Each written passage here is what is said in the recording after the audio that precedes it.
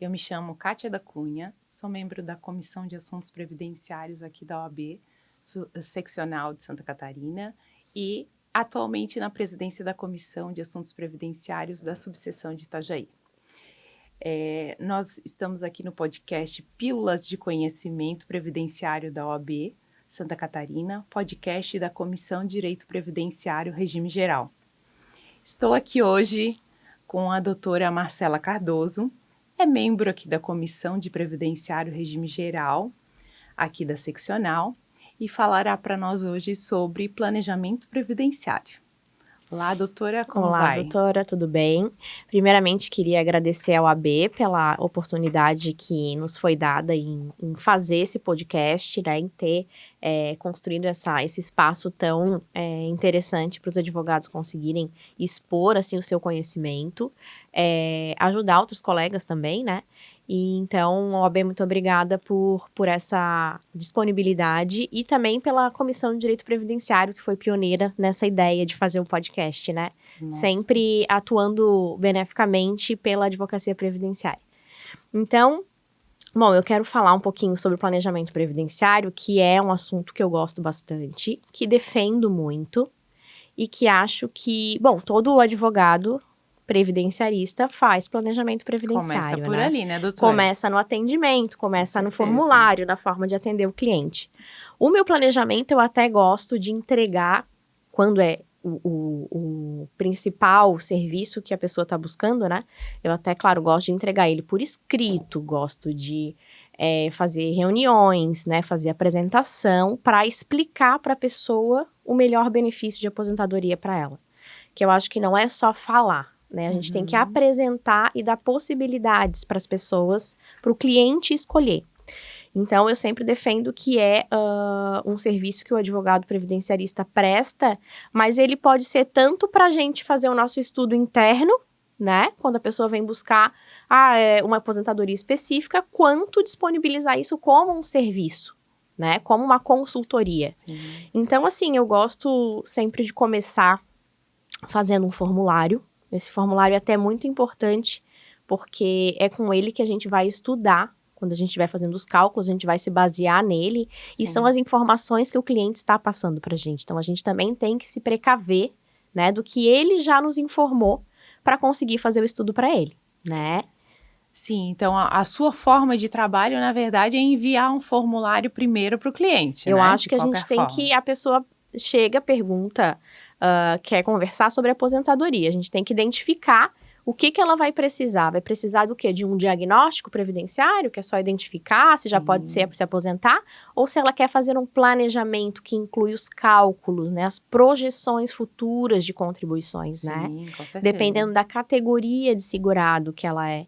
Então, é uma empresária, é uma autônoma, é um MEI, é um CLT, né? Então, a gente é obrigada a ter esse primeiro contato enviando, sim, várias perguntas para identificar por onde a gente vai começar, né? Sim. Então, o atendimento, sim, é muito importante, porque a gente tem que ter essa noção de conhecer a vida laborativa e contributiva do cliente, né? Passado, presente, para poder identificar o futuro, né, doutora? Para ver o que ele deseja, né? Lógico, Porque às vezes ele quer se aposentar o mais rápido possível, mas a gente identifica, não, olha só, mas se você pagar mais um ano, dessa forma vai ter um benefício mais vantajoso durante mais tempo.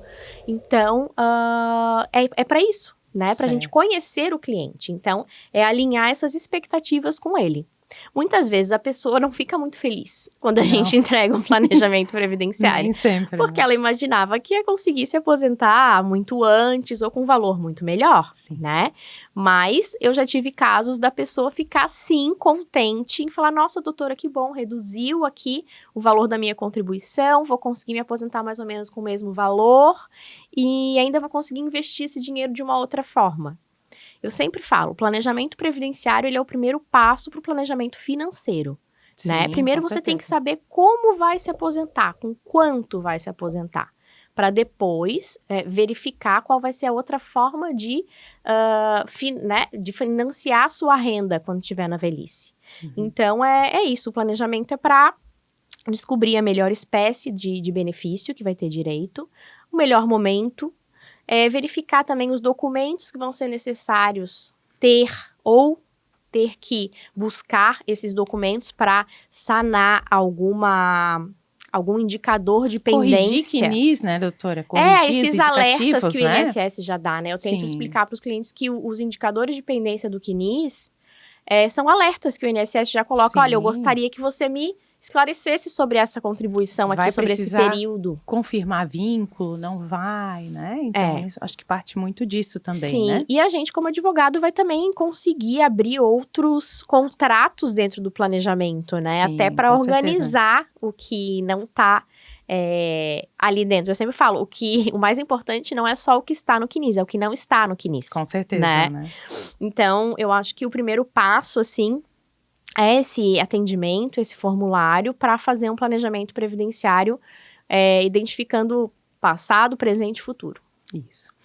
Na sua visão, doutora, qual o melhor momento para buscar o planejamento previdenciário? Já estou modificando as ordens aqui das perguntas, Olha, né? doutora, eu já identifiquei que a maioria das pessoas que me procuram para fazer o planejamento previdenciário são as pessoas que estão na faixa dos 50 anos. Por que eu digo 50 anos? Porque elas sabem que já trabalharam bastante, mas que ainda precisam correr atrás durante um bom tempo. Contribuir um pouco mais, Contribuir um pouco mais para daí parar. E elas já estão naquele momento justamente de fazer o planejamento de aposentadoria. A aposentadoria que eu digo parar mesmo, não é o conseguir o benefício do INSS, é o parar de trabalhar, né? Então, elas me procuram nessa faixa etária de 50 anos. Mas eu já fiz planejamentos de uma menina de 26 anos, que já era uma empresária, sabe? E estava interessada, sim, em contribuir para o INSS. E outra coisa que eu sempre falo, que eu defendo, apesar de ser advogada e atuar todo dia contra o INSS, é que as pessoas estão muito descrentes, né? Da possibilidade de se aposentar. Isso nunca vai acontecer comigo. A Previdência vai deixar de existir. E esse momento sempre chega, né, da aposentadoria. Eu falo, gente, se você paga, se você dá a sua contrapartida, você vai ter direito. Sim. Agora, não adianta olhar pra mim e falar, Marcela, posso me aposentar? Eu falo, depende. Que é o que o advogado sempre fala. É o que o advogado gosta Depende, de falar. você tá pagando alguma coisa? Não, nunca paguei, não quero fazer nada. Bom, então não tem como. É a mesma coisa de um seguro, né? O INSS, a Previdência Social, não deixa de ser um seguro, é a Seguridade Social, né? É um seguro público. Então, você paga para uma hora, se precisar usar. Não só para aposentadoria, mas também para outros benefícios, né? Outras coisas que podem vir a acontecer, como um caso de doença, né? Uma imprevisibilidade. Ou até morte, né? Salário maternidade. Sim. Então, não é só para aposentar que você tem que estar ligada ao INSS, à Previdência Social. Mas as pessoas estão muito descrentes. Então, eu tento resgatar isso de uma forma que, olha, se você contribuir, se você colaborar, você vai ter o seu retorno. Né? Sim, então, eu tento defender essa tese de que sim, qualquer pessoa pode se aposentar, mas ela tem que se planejar. Com certeza, né? É muito importante. A gente vê que é algo que não que esteja na moda, mas que é necessário, né? Mais que necessário, né? Depois da emenda constitucional é importantíssimo. A pessoa não pode ficar sem um planejamento previdenciário, né, doutora? Então, a importância a gente já falou sobre os passos. Me diga, doutora, e a questão dos regimes próprios? Eu sei que a doutora não atua muito no regime próprio, mas é importante também a questão do planejamento para você saber a questão da CTC, né? Principalmente a CTC, né? A CTC é um assunto bem delicado, né? Isso. E invariavelmente aparecem no escritório servidores públicos que atuaram no regime geral, né? E que será que vai ser interessante levar ou não esse período para dentro do regime próprio? Então, o planejamento previdenciário, ele vai identificar isso. Também, né? faz parte, Será que a pessoa né? não pode ter direito a duas espécies de aposentadoria? Sim. Né? Se é que vai ser vantajoso, às vezes não é. Né? Sim, então, às vai vezes depender... ela tem direito a duas aposentadorias, Exatamente. uma num regime e outra em outro, né? Exatamente. Então, parte tudo dessa questão do planejamento. Sim, sim. E o regime próprio, por mais que ele tenha setores específicos para tratar de aposentadoria, para fazer essa espécie de consulta, né, para o servidor, também é importante buscar um advogado especializado em direito previdenciário que atue diretamente com o regime geral ou não, mas que possa dar essa primeira orientação para ver se realmente vai valer a pena, né? Às vezes a gente tem casos ali de profissionais da saúde, que tem muitos regimes, às vezes tem até municipal, estadual, federal, tudo junto com o INSS, né? Professores também, então é bem importante fazer o planejamento para isso. Com certeza.